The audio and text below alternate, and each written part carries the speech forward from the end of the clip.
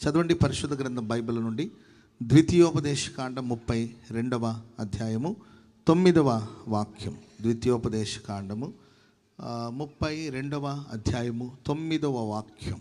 యెహోవా వంతు ఆయన జనమే. ఎవరి వంతు చెప్పాలి? ఎవరి వంతు? ఎవరి వంతు? ఇది నా వంతు, ఇది నా భాగం, నా స్వాస్థ్యం, ఇది నాది అంటుంటారు. ఇది నాది, ఈ భూమి నాది, ఈ స్థలం నాది, ఇది నాది, వీళ్ళు నా పిల్లలు, ఇది నా సొంతం, మా కష్టార్జితం, మా పిత్రార్జితం, మా పూర్వీకులు ఇచ్చింది, ఇది నాది అని మనం అంటుంటాం కదా. దేవుడు కూడా ఇది నాది, ఇది నా వంతు అంటాడంట. ఎవరి గురించి అంటే చదవండి ఇంకొకసారి. యెహోవా వంతు ఆయన జనమే, ఆయన స్వాస్థ్య భాగము యాకోబే. చెప్పండి కూడా అందరు గట్టిగా. హల్లెలూయా. దేవుడు తనకు ఒక భాగాన్ని తీసుకున్నాడు, తనకు ఒక స్వాస్థ్యాన్ని తీసుకున్నాడు, తనకు ఒక జనాన్ని ఏర్పాటు చేసుకున్నాడు. వాళ్ళు ఎవరంటే యాకోబే. యాకోబే నా స్వాస్థ్య భాగం, నా వంతు, నా జనమే, వీళ్ళే నా స్వాస్థ్యం, వీళ్ళే నా భాగం, వీళ్ళే నా స్వాస్థ్యం, వీళ్ళే నా ఆస్తి. ఆమె చెప్పండి గట్టిగా. భూమి ఆకాశాలు సృష్టించిన దేవుడు ఆకాశం భూమి నా స్వాస్థ్యం అనలేదు కదండి, యాకోబే నా స్వాస్థ్యం. చదవండి. అరణ్య ప్రదేశములోను భీకర ధ్వని గల పాడైన ఎడారిలోను వాని కనుగొని అతన్ని ఆవరించి అతన్ని పరామర్శించి తన కనుపాప వలె వానిని కాపాడని. చూడండి, అరణ్య ప్రదేశంలోను భీకర ధ్వని కలిగిన పాడైన ఎడారిలోను అతన్ని కనుగొని అతన్ని ఆవరించి అతన్ని పరామర్శించి తన కనుపాప వలె వానిని కాపాడాను. స్తోత్రం చెప్పండి అందరు గట్టిగా. అది భీకర కలిగిన పాడైపోయిన ఎడారులు, అరణ్య ప్రదేశం. అక్కడ దేవుడు అతన్ని కనుగొని అతన్ని ఆవరించి, ఒక రకంగా చెప్పాలంటే అతని కౌగిట్లో దాచేసుకుని కౌగిట్లో బంధించి అతన్ని ఆవరించి ముందు వెనక కుడి ఎడముల ఆయన ఆవరించేసి, కోడి తన రెక్కల క్రింద దాచేటట్లు అతన్ని ఆవరించేసి అతన్ని పరామర్శించి, ఒకడు తన కనుపాపలను ఎలా కాపాడుతాడో అట్లా నేను యాకోబును కాపాడాను. ఎందుకంటే యాకోబు నా స్వాస్థ్యం, యాకోబే నా జనం. స్తోత్రం చెప్పండి అందరు గట్టిగా. సరే, యాకోబు జీవితంలో ఒక 2-3 విషయాలు మనం చాలాసార్లు ధ్యానించిన ఒక అధ్యాయంలో నుండి కొన్ని మాటలు మీకు చెప్పాలని నేను ఆశిస్తూ ఉన్నాను. అది యాకోబు అరణ్య ప్రదేశానికి వచ్చిన సందర్భం. యాకోబు అరణ్య ప్రదేశానికి వచ్చాడు. ఆ అరణ్య ప్రదేశంలో దేవుడు యాకోబుని కనుగొని పరామర్శించి ఆదరించారు. ఆ అరణ్య ప్రదేశంలో యాకోబు దేవుడితో నడుచుకునే విధానం, దేవుని సన్నిధిలో ఆయన చేసిన తీర్మానాలు, దేవుని సన్నిధిలో చేసిన ప్రార్థన, ఆయన తీసుకున్న నిర్ణయాలన్నీ కూడా ఆ అధ్యాయంలో బహు స్పష్టంగా రాయబడి ఉంటుంది. నేను 2 లేకపోతే 3 విషయాలు మీతో చెప్పి వర్తమానాన్ని ముగిస్తాను. ఆ తర్వాత మనం కూడా ప్రార్థన చేసుకోగలిగితే యాకోబుని పరామర్శించిన దేవుడు మనల్ని కూడా పరామర్శించబోతున్నారు. చెప్పండి కూడా మొదలు గట్టిగా. యాకోబును కనుపాప వలె కాపాడిన దేవుడు మనల్ని కనుపాప వలె కాపాడబోతున్నాడు. ఆమేన్. మరొక్కసారి మనం ఆయన స్వాస్థ్యమని దేవుడు నిరూపించబోతున్నారు. చదవండి 28వ అధ్యాయము, ఆదికాండం 28వ అధ్యాయం 12వ వాక్యం చదవండి. అప్పుడు అతడు ఒక కలగన్నాడు. అందులో ఒక నిచ్చెన వేయబడి ఉంది. భూమి మీద ఆ నిచ్చెన నిలపబడి ఉంది. దాని కొన ఆకాశాన్ని అంటింది. దాని మీద దేవుని దూతలు ఎక్కుచూ ఉన్నారు, దిగుచూ ఉన్నారు. మరియు యెహోవా దానికి పైగా నిలిచెను.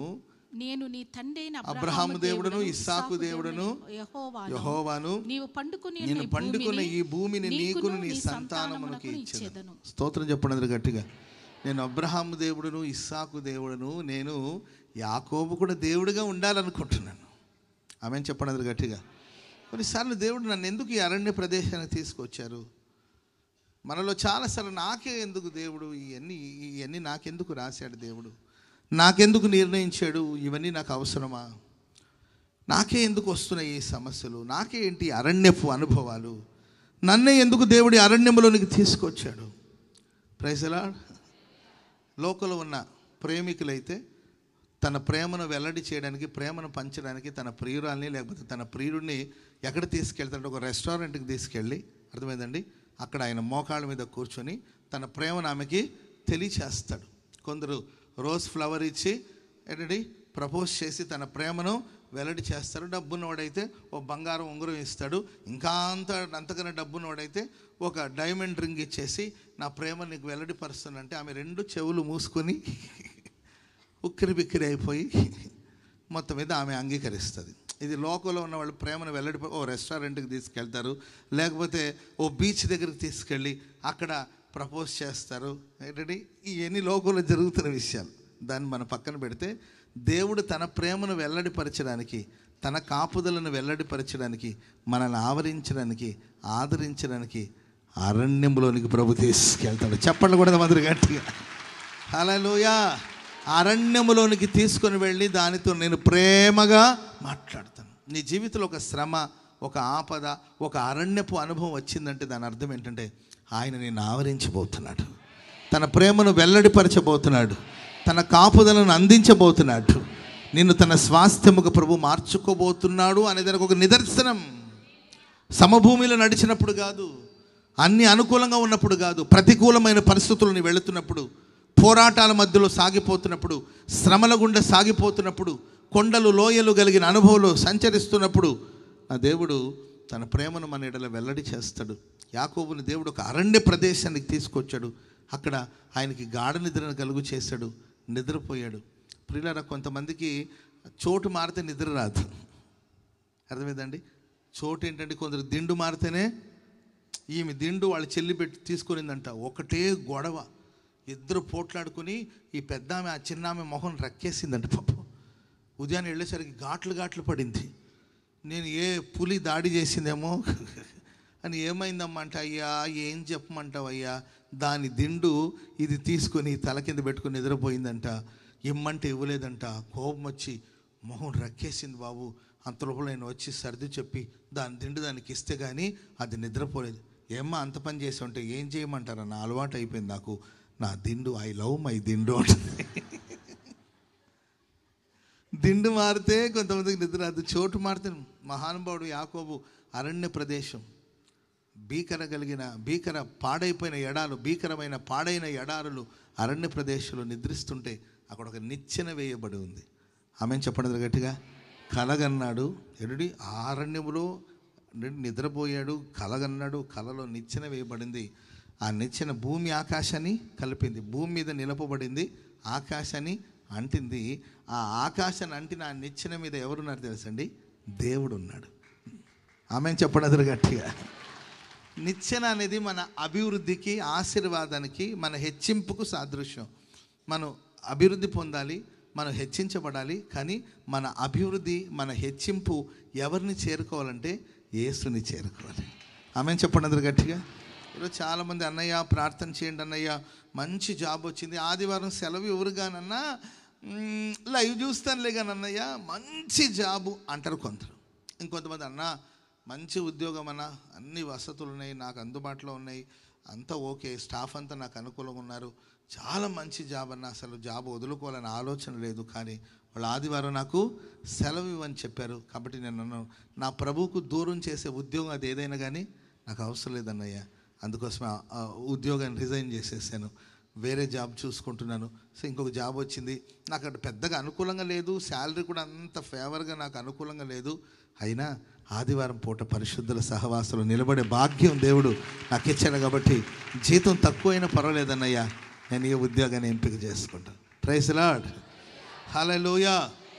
అన్న మంచి సంబంధం వచ్చిందన్న, కుర్రోడు సినిమా హీరో లాగా ఉంటాడు, హిందీ సినిమా హీరో లాగా ఉంటాడు, ముట్టుకుంటే కందిపోతాడు.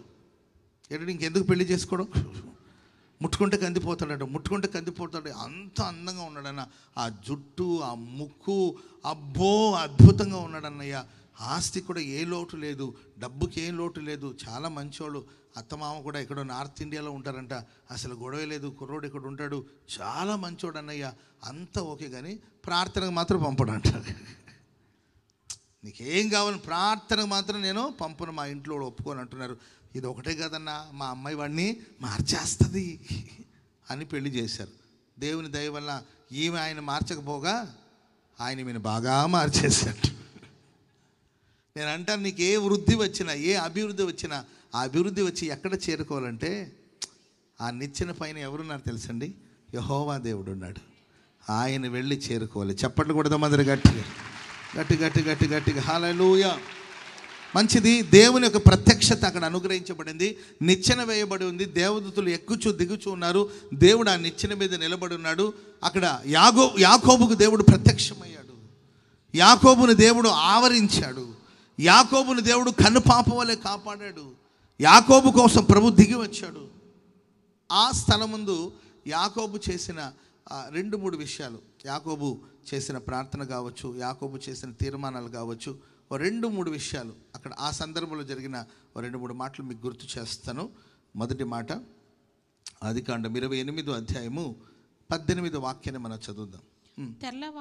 తెల్లవారి రాత్రి పడుకున్నాడు, ఒక కలగన్నాడు. తెల్లవారిన తర్వాత యాకోబు లేచి తాను తలగడగా చేసుకొనిన రాయిని తీసి దాన్ని స్తంభముగా నిలిపి దాని కొన మీద నూనె పోసెను.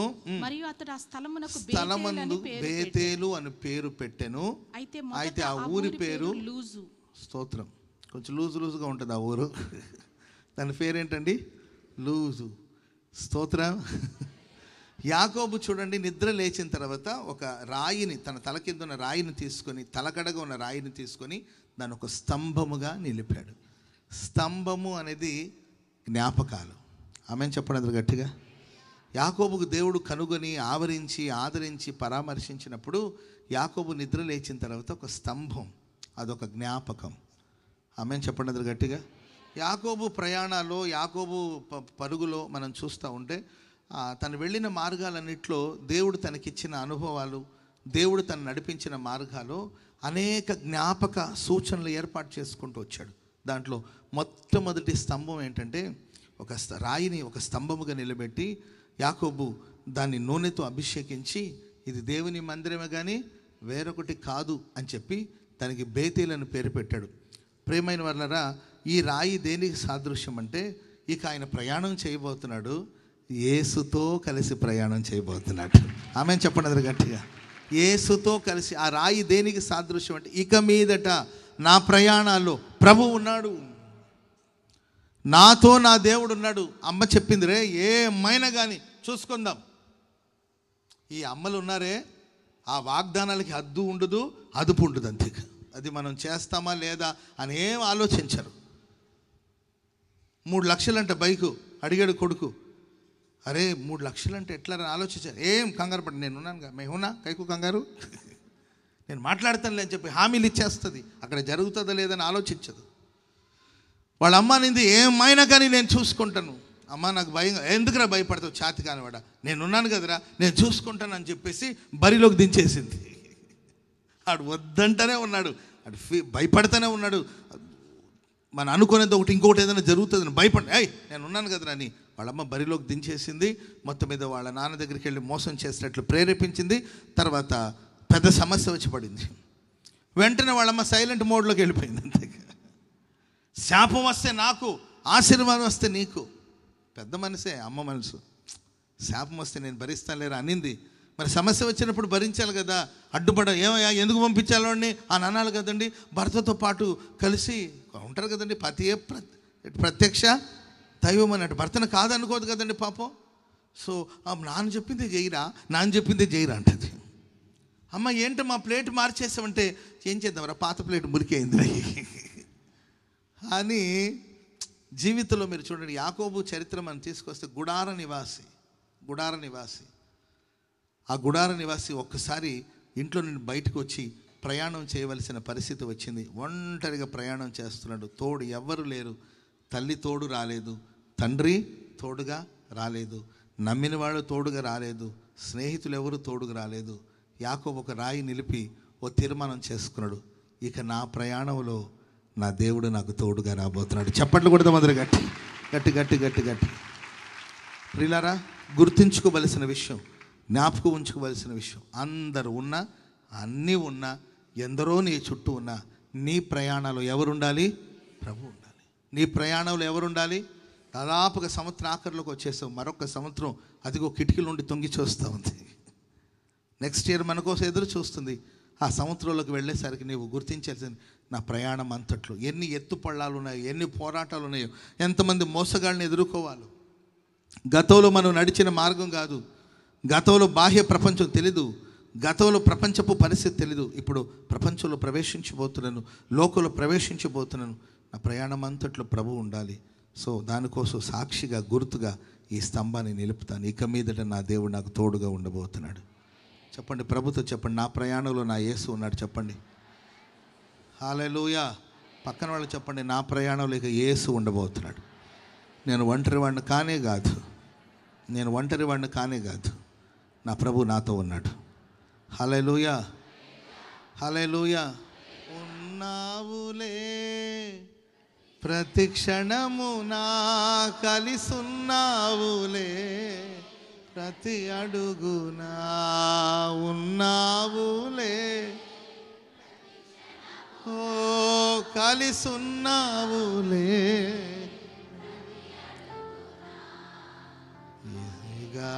యేసయ్యా నా ఊపిరి నీవేగా, యేసయ్యా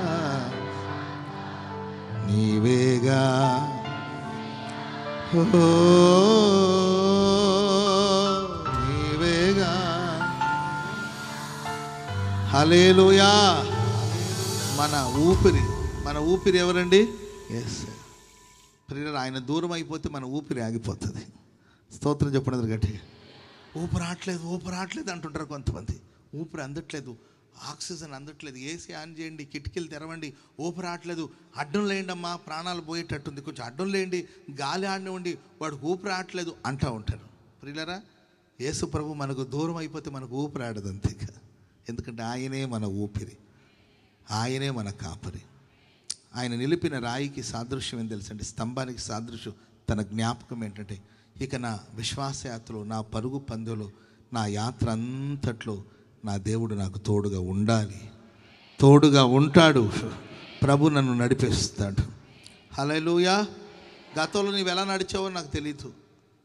అడుక్కొని తిన్నాడు, అడుక్కుంటూ బతికాడు. గతంలో తన బ్రతికేదో కానీ ఏ రోజైతే తన కనులు తెరవబడిందో ఆ రోజు ఆయన దేవుని మహిమపరచుచు యేసుని వెంబడించాడు. గుడ్డివాడు యేసుని వెంబడించాడు. ఇక మీదట మనం యేసుని వెంబడించబోతున్నాం. మన ప్రతి ప్రయాణంలో ప్రభు మనతో ప్రయాణం చేయబోతున్నాడు. ఆయనతో మనం ఉండబోతున్నాం. ఆయన అడుగుజాడలో మనం నడవబోతున్నాం. ఆయన గమ్యానికి చేరుస్తాడు. ఆమేన్.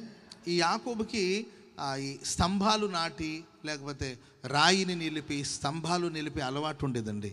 ఆయన ఇంకొక 2 పర్యాయాలు కూడా స్తంభాలు నిలిపినట్లున్నాయి. అవి కూడా చదువుదాం. 31వ అధ్యాయం చదవండి. ఆదికాండం 31, 45, 50 వచనాలు. 45. యాకోబు ఒక రాయి తీసుకుని దాని స్తంభముగా నిలవబెట్టి, మరియు యాకోబు ఒక రాయిని తీసుకుని దాన్ని స్తంభముగా నిలబెట్టెను. మరియు యాకోబు, ఇక్కడ ఒక స్తంభం ఉంది, అక్కడ ఒక స్తంభం, ఇక్కడ ఒక స్తంభం. ఒక రాయిని తీసుకుని స్తంభంగా నిలబెట్టాడు. మరియు యాకోబు రాళ్లను కూర్చోండి అని బంధువులతో చెప్తే వాళ్ళు రాళ్ళు తెచ్చి కుప్ప వేశారు. అక్కడ వాళ్ళు కుప్ప యొద్ద కూర్చొని భోజనం చేశారు. చెత్త కుప్ప కాదు అది, రాళ్ల కుప్ప. కుప్ప యొద్ద వాళ్ళు భోజనం చేశారు. లాబాను దానికి యగర్ షాహదూత అని పేరు. యగర్ షాహదూత. ఏం మాటలు ఇవన్నీ కూడా. యగర్ షాహదూత అని పేరు పెట్టాడు. అయితే యాకోబు దానికి గలేదు అని పేరు పెట్టాను. లాబాను, నేడు ఈ కుప్ప నాకును నీకును మధ్యను సాక్షిగా ఉండునని చెప్పాను.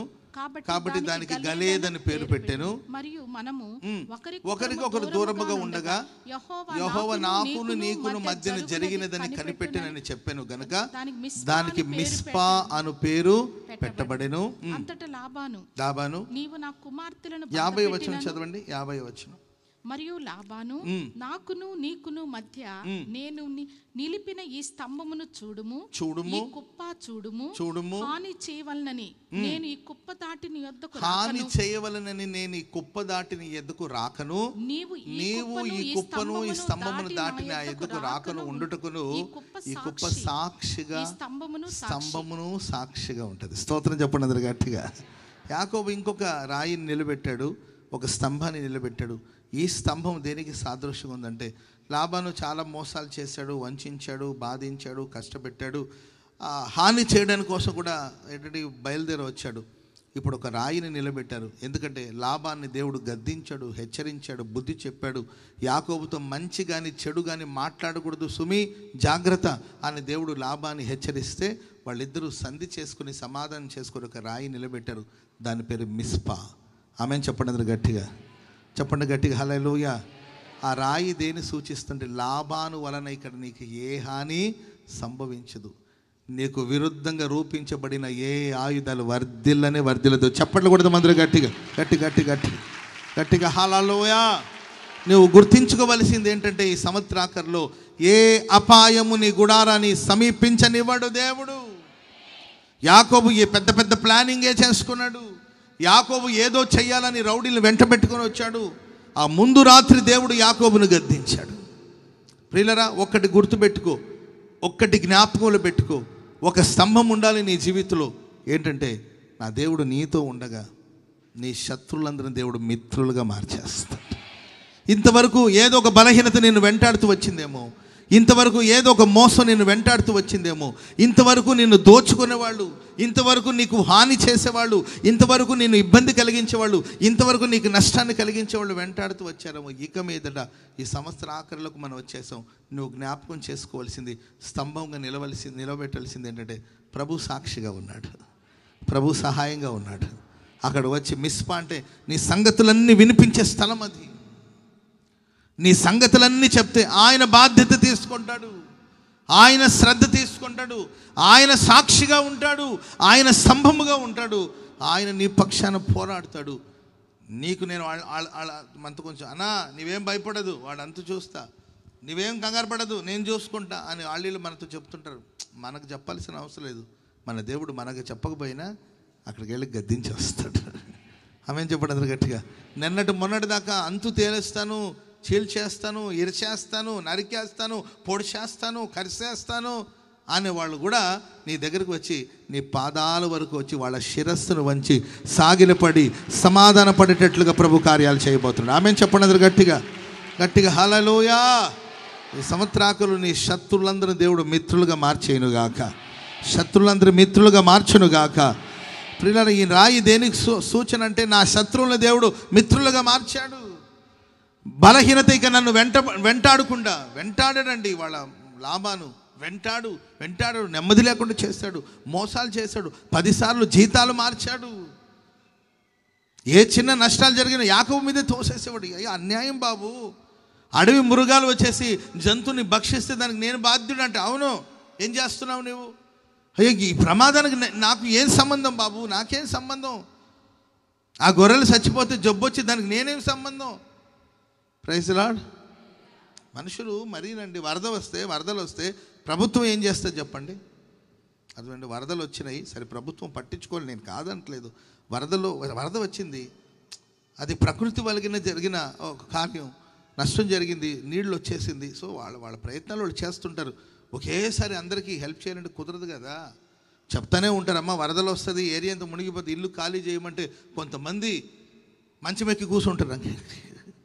రారమ్మా, రండి రండి రండి రండి అని తోలుతుంటే రారుగా. నేను రానయ్యా, ఇక్కడ మా ఆయన జ్ఞాపకాలు, అమ్మ మరలా 3 రోజుల తర్వాత రావంటే, అయ్యో లేదు మా ఆయన జ్ఞాపకాలు ఉన్నాయి, గోడ మీద, స్తంభం మీద, ఈ మంచం మీద అంటుంటుంది. వరదలు వచ్చేసి మొత్తం మునిగిపోతే ఇంటి పైకప్పు మీద ఎక్కి కూర్చొని ఏంటండి అక్కడి నుండి ఫోన్ ఆన్ చేసి, నేను ఇక్కడ ఇంటి కప్పు మీద ఉన్నాను, ప్రభుత్వం ఏం చేస్తుంది అసలు అంటారు కొంతమంది. స్తోత్రం చెప్పండి అందరు గట్టిగా గట్టిగా హల్లెలూయా. ప్రేమైన వాళ్ళారా, దేవుడు ఒక స్తంభముగా ఉన్నారు మన జీవితాల్లో. ఏ అపాయము, ఏ హాని, ఏ ప్రమాదం నీ దరి చేరకుండా నా దేవుడు బాధ్యత తీసుకోబోతున్నాడు. చప్పట్లు కొడదాం అందరు గట్టి గట్టి గట్టి గట్టి గట్టిగా హల్లెలూయా. దేవుని సంరక్షణ నీకు లభించబోతుంది. దేవుడు తన సంరక్షణ నీకు అందించబోతున్నాడు. సురక్షితంగా ప్రభు నిన్ను కాపాడబోతున్నాడు. ఈ సూచన, ఈ గుర్తు నీ జీవితంలో ఉండాలండి. ఈ సంవత్సరాఖరులో ఒక తీర్మానం చేసుకుందాం, ఒక స్తంభాన్ని మనం గుర్తు పెట్టుకుందాం. అదేంటంటే, ఏ ప్రమాదం, అపాయాలు మన దగ్గర లాబాను ఎన్నో అపాయాలు కలిగించాడు, ఎన్నో ప్రమాదాలు కలిగించాడు. ఏ నష్టం జరిగినా యాకోబు మీద తోసేసేవాడు. ఇట్లా మన లైఫ్లో మీరు చూడండి, ఏం జరిగినా మనల్ని దోషిగా నిలబెడితే మనం ఏం చేస్తాం? ఎక్కడో ఎవడో ఏదో చేస్తే దానికి మనం బాధ్యులమా? అర్థమైందండి? పిల్లల్ని జాగ్రత్తగానే చూసుకుంటున్నారు, ఆ పిల్ల ఏదో పనికిమాలు పని చేసింది. ఏ తల్లి అనుకుంటుందండి? ఆ ముచ్చు పిల్లని చూస్తే నేనే వండర్ అయ్యాను. అసలు ఈ అమ్మ ఇలా ఎలా చేసిందని అని అనిపిస్తుంది మనకు. తలుపులు వేసుకొని గది అవతల వాళ్ళు చేసే పనులు సాధారణమైన పనులు కాదు. సడన్గా వాళ్ళ నాన్న చూసి వాళ్ళ అమ్మని నిందిస్తే ఎట్లా? ఏం చేస్తున్నావే పిల్ల, ఏం చేస్తుంది చూసుకునేది లేదా? అంతకన్నా నీకేం పని ఉందంటే 24 గంటలు మేమైనా సీసీ కెమెరానా చెప్పండి? కాదయ్యా, ఆమె నాకే కాదు కూతురు, నీకు కూడా కూతురు కదా. తప్పు జరిగితేమో నన్ను నిందిస్తావా, మంచి జరిగితేమో ఘనత నీవు తెచ్చుకుంటావా? నీవు కూడా ఆమె పోషకుడివే కదా, సంరక్షకుడివే కదా. నన్ను నిందిస్తే ఎట్లా? తప్పు చేసింది ఆమె, నేనేమైనా తప్పు చేయమ్మా అని చెప్పి కార్పెట్ పరిసి రెడ్ కార్పెట్ వేసి తప్పులు చేయి తల్లి అని చెప్పి నేనేమైనా ప్రోత్సహించానా? బాగానే చదువుకుంటుంది, తలకు రోజు ఆముదం పెడుతుంది, కళ్ళజోడు కూడా బాగానే పెట్టింది. నేను గెస్ట్ చేయలేదయ్యా, ఎక్స్పెక్ట్ చేయలేదయ్యా నా కూతురు ఇలా చేస్తుందని. ఎందుకంటే మాకు తెలియదయ్యా ఇట్లాంటి విషయాలు, మేము ఎప్పుడు చూడలేదు, ఎప్పుడు వినలేదు, ఈ అమ్మాయి ఇలా ప్రవర్తిస్తాను ఊహించలేదు. సడన్గా ఏదో ఒక ప్రమాదంలో చిక్కుకొనింది, ఆ విషయం బయటకు వచ్చింది. అప్పుడు వాళ్ళ నాన్న భార్య నిందిస్తే ఎలా? ప్రతిదానికి యాకోబును నిందించే ఒక స్పిరిట్, లాబాను స్పిరిట్. ఆయన మాటలో ఏ వంకరితనం ఉందో తెలీదు, ఆయన మాటలో ఏ దోషం ఉందో తెలీదు. ప్రతిదానికి సాటి మనిషినే బాధ్యులు చేస్తుంటే ఎట్లా?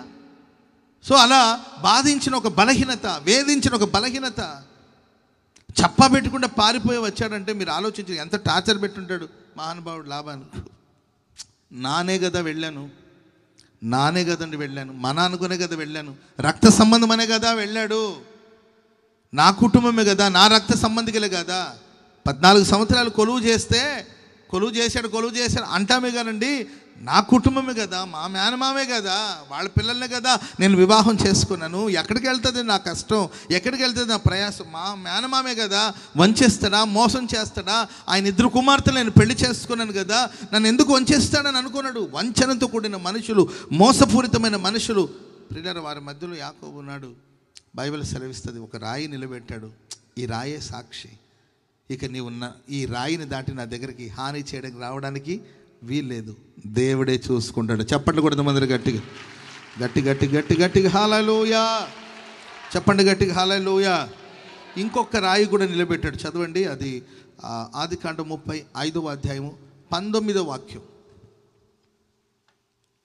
అట్లు రాహేలు మృతి పొంది బెత్లెహేమును ఎఫ్రాతా మార్గమున పాతిపెట్టబడెను.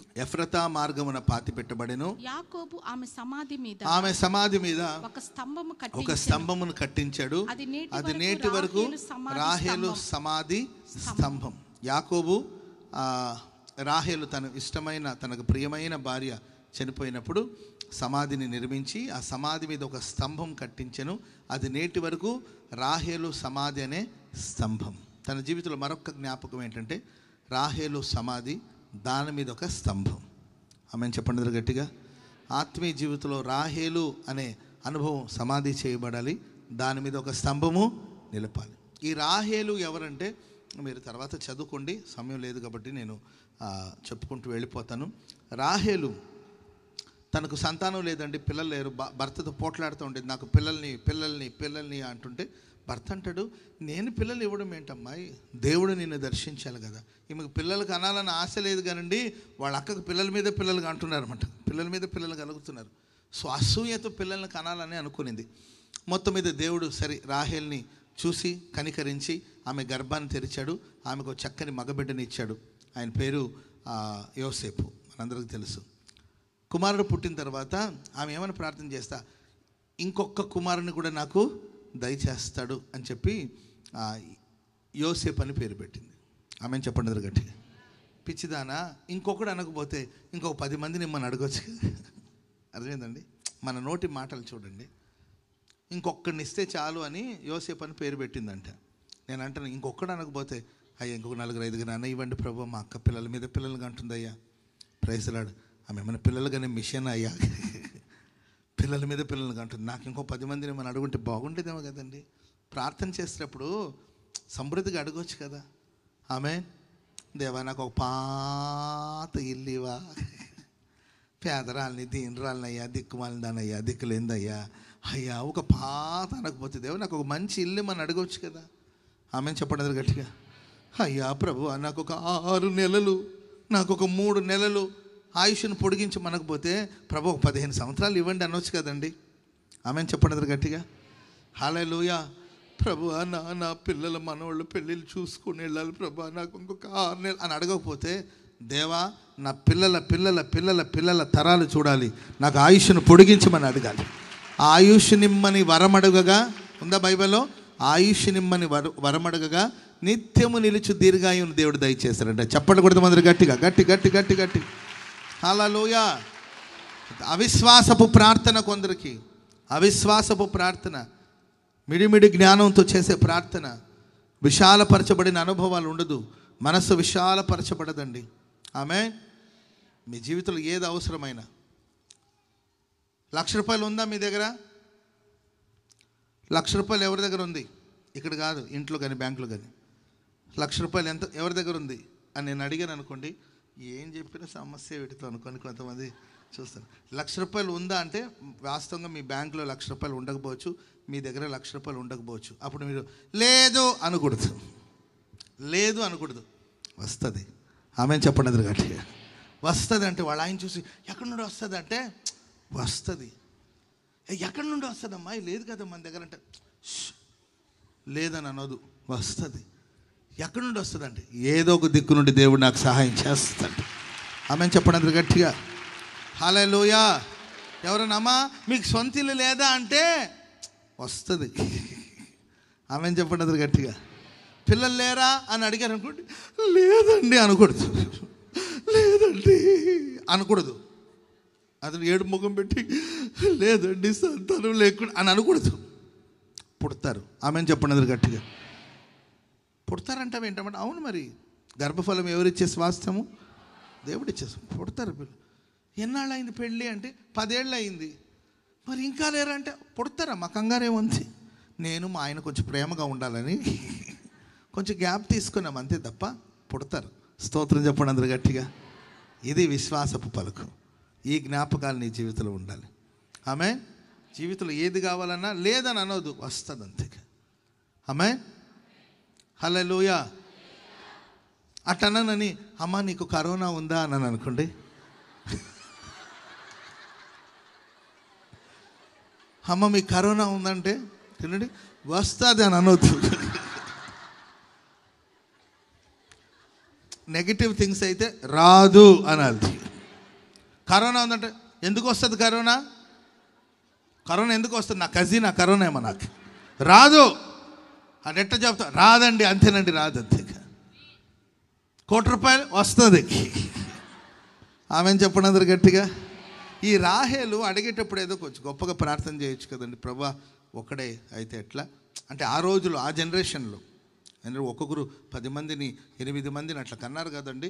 ప్రభువా నాకు ఇంకొంతమంది సంతానం దయచేయమని అడిగితే అన్నీ అంటే చిన్న ప్రపంచం, చిన్న జ్ఞానం, వీటిని మనం సమాధి చేయాలి. దర్శనం విశాలపరచబడాలి. ఆమె చెప్పండి గట్టిగా. నేను నైజీరియా దేశానికి వెళ్ళొచ్చిన తర్వాత మరింతగా నా ప్రేయర్ పర్సంటేజ్ పెంచుకున్నాను, మరింత ప్రార్థన చేస్తున్నాను. భారతదేశంలో వరకు మన సంఘాలు విస్తరిస్తే బాగుండేదని ప్రార్థన చేస్తుండేవాడిని.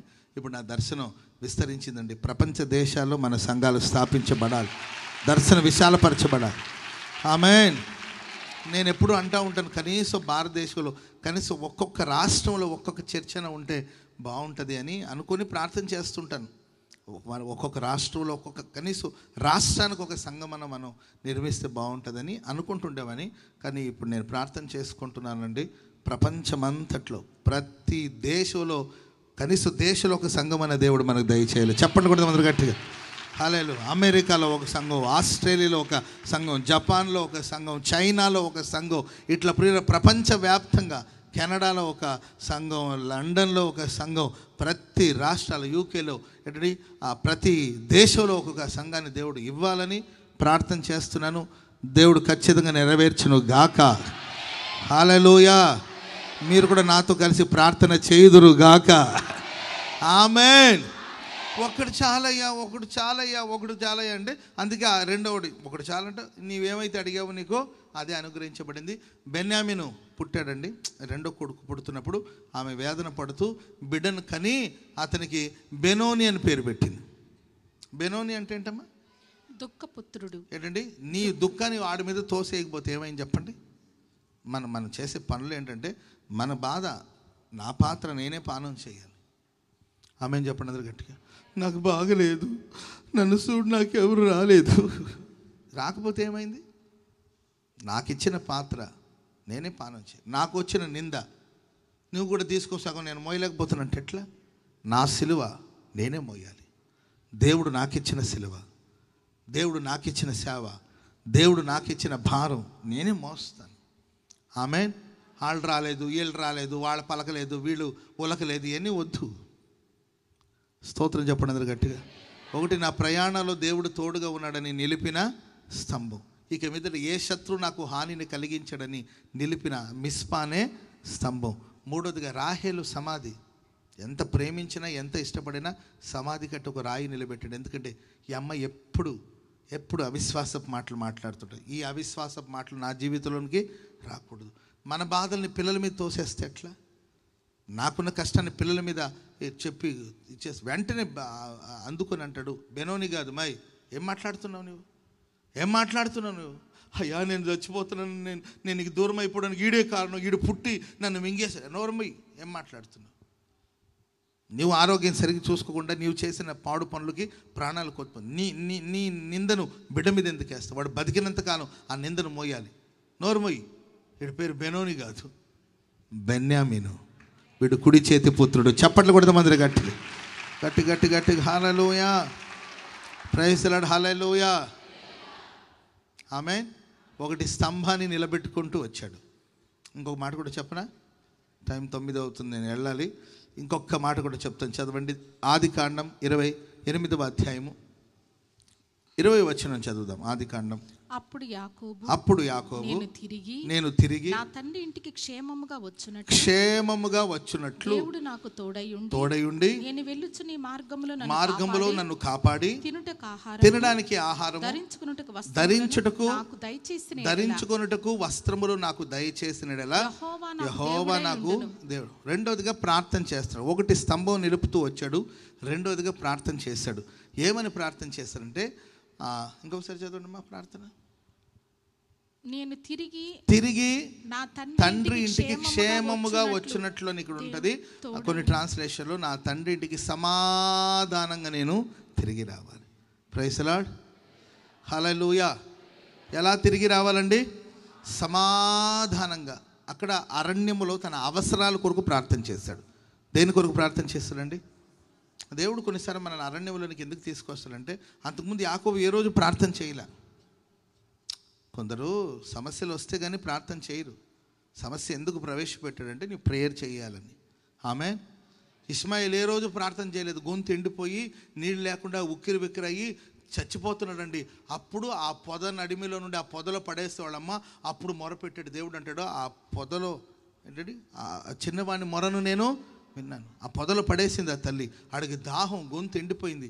శుభ్రంగా అబ్రాహాం గారి ఇంట్లో ఉండి పూట కేజీలు మాంసాలు తిని కేజీలు మాంసాన్ని వెరైటీగా వండుకొని తింటుంటే ఎప్పుడు అర్థమైందండి? కూర, ఫ్రై, ఏంటండి ఇంకేంటి నిప్పు మీద కాలుస్తారు, దాన్ని ఏమంటారు?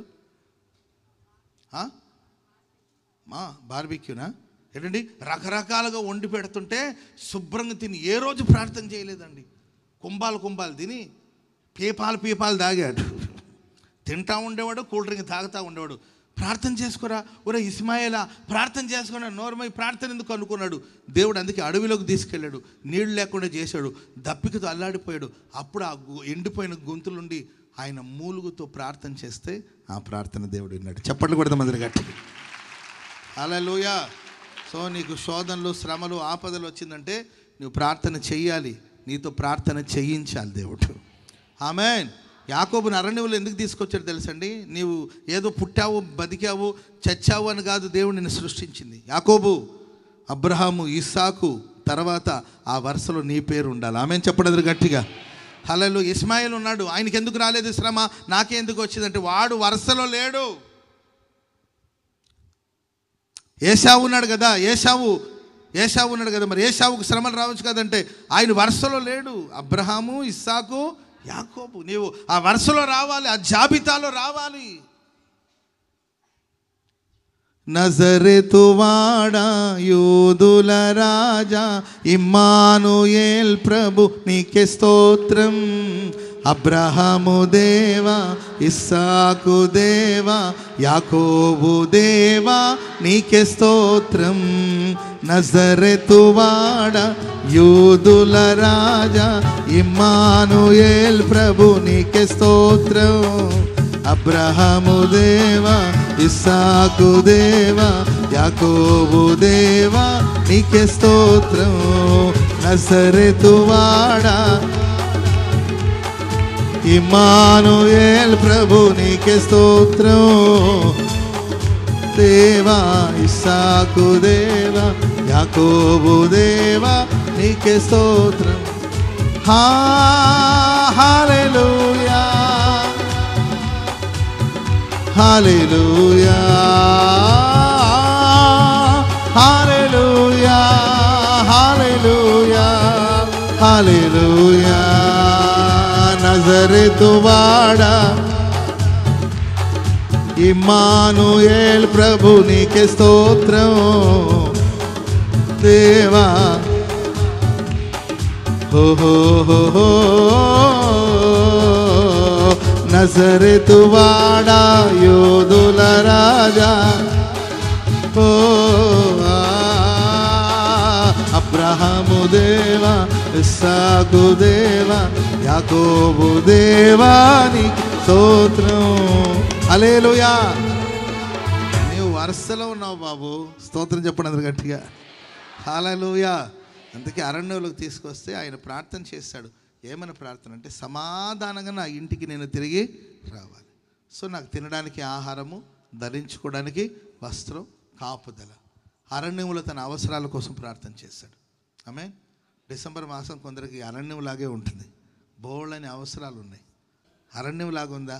ప్రార్థన చేయండి, నా దేవుడిని అవసరాలు తీరుస్తాడు.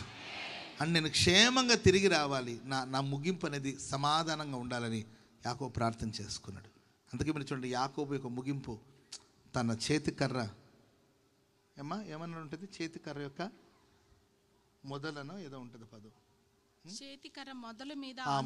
మొదలు అంటే ఏంటి? స్టాండా ఆల్రెడీ ఆ కర్ర మీద, తన చేతి కర్ర మీద అలాగా ఆనుకొని తుది శ్వాసను విడిచాడు. స్తోత్రం చెప్పండి అందరు గట్టిగా. మన ముగింపు అనేది సమాధానంగా ఉండాలండి. మనం వెళుతున్నప్పుడు నాకు బాగా నచ్చిన మాట, నా తుది శ్వాస విజయాన్ని చూడాలి. ఆమెను చెప్పండి అందరు గట్టిగా. ఏం పాట అది? తుది శ్వాస సన్నిధిలో విజయం చూడాలని ఆశతో ఉన్నానయ్యా, కరుణించే యేసయ్యా. సమే నా జీవితం నిన్ను చూసే కావాలయ్యా. ఓ కావాలయ్యా. హల్లెలూయా. చూడండి, ఆయన క్షేమంగా వెళ్ళను. మధ్యలో ఆయన సమాధానంగా నేను పోలేమో అనుకునే సందర్భం వచ్చింది. ఎందుకంటే యోసేపు కనబడకుండా పోయాడు, చచ్చిపోయారని ఎన్నో రూమర్లు, చచ్చాడని కొందరు, బతికుండొచ్చని కొందరు, వస్త్రం మాత్రం దొరికింది, డెడ్ బాడీ దొరకలేదని బోళ్ళని కన్ఫ్యూషన్, ఏడ్చి ఇంకా నా లైఫ్లో నేను సమాధానంగా పోలేనేమో, ఏడ్చుకుంటూనే పాతాళానికి వెళ్తానేమో అని అనుకున్నాడు. మరి పిచ్చి యాకోబు, అట్లా ఎందుకు అనుకుంటావు? నీవు అడిగావు కదా నన్ను ఆ రోజు బేతేల్లో, ఏమని అడిగావు? నేను సమాధానంగా ఉండాలని కోరావు కదా. నీ కొడుకు గురించే కదా నీకు సమాధానం లేదు. అదిగో నీ కొడుకు ఐగుప్తు దేశంలో ఏలుబడి చేస్తున్నాడు. చెప్పండి కొడుతు అందరూ గట్టిగా. హల్లెలూయా. తన చివరి సమయంలో అందరిని బ్లెస్ చేసి ఆశీర్వదించి ప్రశాంతంగా అది కోరుకోవాలి. మనం పోయేటప్పుడు కృప కలుగునుగాక, కృప కలుగునుగాక, కృప కలుగునుగాక అంటుంటే ప్రియులారా, మన చుట్టూ ఉన్న దేవుని బిడ్డలందరూ కృప కలుగునుగాక, కృప కలుగునుగాక అంటుంటే ఆ కృప మధ్యలో ప్రభు సన్నిధికి మనం వెళ్ళాలి. చప్పట్లు కొడదాం అందరూ గట్టిగా, గట్టి గట్టి గట్టి గట్టిగా హల్లెలూయా, ఆమేన్. ఒకటి, తన అవసరాల కోసం ప్రార్థన చేస్తాడు యాకోబు. రెండవదిగా వాళ్ళన్న 400 మందిని వెంటబెట్టుకుని వస్తుండని వార్త తెలిసిన వెంటనే యాకోబు వాగ్దానాలను గుర్తు చేసుకుని ప్రార్థన చేస్తాడు. అవన్నీ మీరు మరలా చదువుకోండి. 32 ఆదికాండం 32 12వ వచనంలో ఉంటుంది. దేవుడు చేసిన వాగ్దానాలన్నిటిని జ్ఞాపకం చేసుకుని యాకోబు ప్రార్థన చేశాడు. భయం వేసినప్పుడు, బాధ వేసినప్పుడు, కష్టం కలిగినప్పుడు వాగ్దానాలను గుర్తు చేసుకుని ప్రార్థన చేయండి. ఆపత్కాలం మందు మొరపెడితే దేవుడు ఉత్తరం ఇస్తాడు కదా. అపాయాల్లో ఉన్నప్పుడు, భయం కలిగినప్పుడు, బాధ కలిగినప్పుడు దేవుడు చెప్పిన మాటలు గుర్తు చేసుకోండి. దేవుడికి ఇశ్రాయేలు ప్రజల మీద కోపం వచ్చిందండి. కోపం వచ్చి వాళ్ళని సంహరిస్తామని అనుకున్నాడు. వెంటనే యాకోబు మోషే జోక్యం చేసుకుని మోషే అడ్డుపడి, దేవా నీవు చంపేస్తే ఎట్లయ్యా? చంపడానికి కోసం మిమ్మల్ని ఐగుప్తు నుండి తీసుకొచ్చావా? చంపాలనుకుంటే అక్కడే చంపేయచ్చు కదా. అక్కడ ఎట్టో చచ్చేవాళ్ళం కదా. మా చావేదో, మా అందరిని ఇక్కడ తీసుకొచ్చి వీళ్ళు చంపేస్తే జనాలు నువ్వేమన్నావు? పాలు తేళ్లు ప్రవహించే దేశాన్ని ఇస్తానన్నావు కదా అని ఆ వాగ్దానాన్ని గుర్తు చేస్తే దేవుడు మౌనం అయ్యాడు. చప్పట్లు కొడదాం అందరూ గట్టిగా, గట్టి గట్టి గట్టిగా హల్లెలూయా. యాకోబు అంటాడు, అయ్యా మరి నువ్వు నన్ను గొప్ప జనముగా చేస్తానని మా అన్నయ్య వస్తున్నాడు, మరి పిల్లను కొడతాడో, తల్లిని కొడతాడో, నన్ను కొడతాడో, పని వాళ్ళని కొడతాడో, మూర్ఖుడు మోటువాడు ఏం చేస్తాడో తెలియదయ్యా అని ప్రార్థన చేస్తే, అన్నయ్య కోపంగా వచ్చినా ద్వేషంతో వచ్చిన యాకోబుని చూసేసరికి అతని మనసు నిమ్మళం అయిపోయింది. మెడ మీద పడి ముద్దు పెట్టుకున్నాడు. ఆమెను చెప్పండి అందరు గట్టిగా. వాగ్దానాలు గుర్తు చేసుకుని తుఫాన్ లాగా ఆ సమస్య చెలరేగి వచ్చిన, పెద్ద ఉప్పెనలాగా సమస్య చెలరేగి వచ్చిన నీ దగ్గరికి వచ్చేసరికి ఆ అలలన్నీ కూడా అలాగే సద్దుమణిగిపోయి చల్లగా నీ పాదాలని తడిపి మరలా వెనక్కి వెళ్ళిపోతుంది అంతే. ఆమెను చెప్పండి గట్టిగా. దూరం నుంచి చూస్తే ఏం చేస్తుందో ఈ సమస్య అనిపిస్తుంది. ఆ దగ్గరికి వస్తే నీ పాదాలని అలా ప్రశాంతంగా తడిపి అది తొలగిపోతుంది. వాగ్దానాలను గుర్తు చేసుకుని ప్రార్థన చేయాలి. మూడవదిగా ఆయన చేసిన ప్రార్థన అంటే తన మార్పు కోసం. స్తోత్రం చెప్పండి గట్టిగా. నీవు ఆశీర్వదిస్తేనే కానీ నేను నిన్ను పోనివ్వనన్నాడు. మార్పు కోసం. ఆయన పేరేంటి? ఏమయ్యా నీ చిన్న కొడుకు పేరేంటి? ఇసాకు. నీ చిన్న కొడుకు పేరేంటి? ఆడా, మోసగాడు. వాడు కళ్ళు లేదే తండ్రి అని కూడా చూడకుండా నన్ను మోసగాడు. ఏరా ఏసావు నీ తమ్ముడి పేరేంటి? వాడు కలర్ఫుల్గా కర్రీ చేసి నా ఫేవరెట్ కలర్లో, స్తోత్రం చెప్పడానికి గట్టిగా, ఏసావు ఫేవరెట్ కలర్ ఏంటండి చెప్పాలి? ఏ కలరు? రెడ్ కలర్ అనమాట. వాడికి రెడ్ కలర్ అంటే ఇష్టం. నా ఫేవరెట్ కలర్ రెడ్ కలర్ కాబట్టి రెడ్ కలర్లో కూర వండాడు ఆ రోజు. సో నేను కలర్ను చూసి మోసపోయి కూర తిని చేస్తుంది. మోసగాడండి అంటుంది. వాళ్ళ అమ్మని, అమ్మ నీ చిన్న కొడుకు, నీ ముద్దుల కుమారుడు ఏం పేరు? వాడి పేరు అంటే, వాడు వస్తానని పోయాడు రా బాబు, 20 ఏళ్ళు అయింది మోసగాడు. పెళ్లి చేసుకునేసరికి అమ్మ ఎందుకు గుర్తుకొస్తుంది వాడికి? పెళ్లి చేసుకున్నాడు, ఒకదాన్ని చేసుకున్నట్టు 4 చేసుకున్నాడు మోసగాడని. ఈ మోసం అనే పేరు ఉంది కదండి, ఇది మారాలి. ఆమెను చెప్పడం గట్టిగా. అందుకే ప్రార్థన చేసి, దేవుడు అనండి ఈ పేరుకి మీద మోసగాడు కాదు, ఇశ్రాయేలు అనబడతావు. చప్పట్లు కొడదాం అందరు గట్టిగా, గట్టి గట్టి గట్టి గట్టిగా హల్లెలూయా, హల్లెలూయా. అందరి దగ్గర నుండి తీసుకునే స్టేజ్ నుండి మారాడు. ఇప్పుడు ఆయన తీసుకునే స్టేజ్ నుండి ఇచ్చే స్థాయికి ఎదిగాడు. ఆమె మనం తీసుకునే స్థాయిని మార్పు అంటే ఏంటంటే, మనం ఒకప్పుడు తీసుకునే వాళ్ళని ఇప్పుడు ఇచ్చే స్థాయికి మనం ఎదగాలి. తీసుకునేవాడి చేతులు క్రింద ఉంటుంది, ఇచ్చేవాడి చేతులు పైన ఉంటుంది. నీవు పైవాడిగా ఉండబోతున్నావు. చప్పట్లు కొడదాం అందరూ గట్టిగా.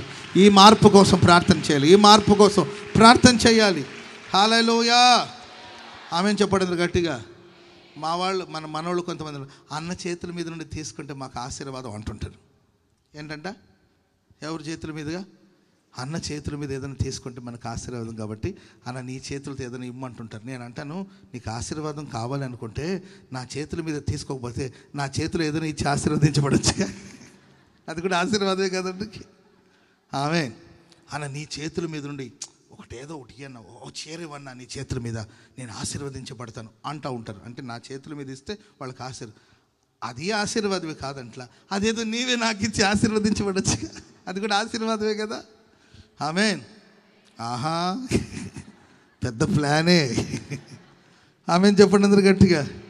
అంటే తీసుకునే స్థాయి నుండి ఇచ్చే స్థాయికి మనం ఎదగాలి. చెప్పండి కూడా దేవునికి స్తోత్రం చెప్పండి అందరు గట్టి. హల్లెలూయా. ఒకటి స్తంభాలు నిలుపుతూ వచ్చాడు, రెండవదిగా ప్రార్థన చేశాడు, మూడవదిగా 22వ వచనం, 28 22వ వచనం. మరియు స్తంభముగా నేను నిలిపిన ఈ రాయి దేవుని మందిరమగును. ఈ రాయి మందిరం అవుతుంది. మరియు నీవు నాకిచ్చు యావత్తులో 10వ వంతు, నాకిచ్చిన యావత్తులో 10వ వంతు నిశ్చయముగా నీకు చెల్లించేదను. నాకిచ్చే యావత్తులో నీకు 10వ వంతుని ఇస్తానని మొక్కుకొనేను. మొక్కుబడి ప్రార్థన. Praise Lord. దేవుని సన్నిధిలో దేవుడు మనకి ఇచ్చిన దాంట్లో దేవునికి ఇస్తానని ఒక మొక్కుబడి ప్రార్థన. Praise Lord. స్తంభాలు నిలిపాడు, రెండవదిగా ప్రార్థన చేశాడు, మూడవదిగా మొక్కుబడి చేసుకున్నాడు. బైబిల్లో భక్తులు అలా మొక్కుబడి చేసి ప్రార్థన చేసుకున్నారు, దాన్ని నెరవేర్చారు. సో దేవుడికి ఇచ్చిన మాట, దేవుని చేసిన ప్రమాణాన్ని మర్చిపోవద్దు. ప్రమాణపూర్వకంగా ప్రార్థన చేసుకో. సంవత్సరాకర్లో గతంలో ఎన్నో పోరాటాలు, ఇక మీద నెక్స్ట్ ఇయర్ రిపీట్ అవ్వదు ప్రభు అని తీర్మానం చేసుకోవాలి. అదే మొక్కుబడి అంటే. ఆమె పప్పులు కాలేసి ఉప్పు నెత్తిని పోసుకొని లేనిపోని సమస్యలు తెచ్చుకొని నెక్స్ట్ అలా జరగదు ప్రభువా, ఇంకా రిపీట్ అవ్వదు. ఫాస్టింగ్ ప్రేయర్లు అదే మనం ప్రార్థన చేయవద్దు. ఇంకా రిపీట్ అవ్వదు ప్రభువా, తెలియక ఏదో చేశాను, ఇంకా రిపీట్ అవ్వదు. గంటలు ఫోన్లో ఉండి లేనిపోని సమస్యలు తెచ్చుకొని ఇంకా రిపీట్ అవ్వదు ప్రభువా, ఇది నా మొక్కుబడి. Praise lord.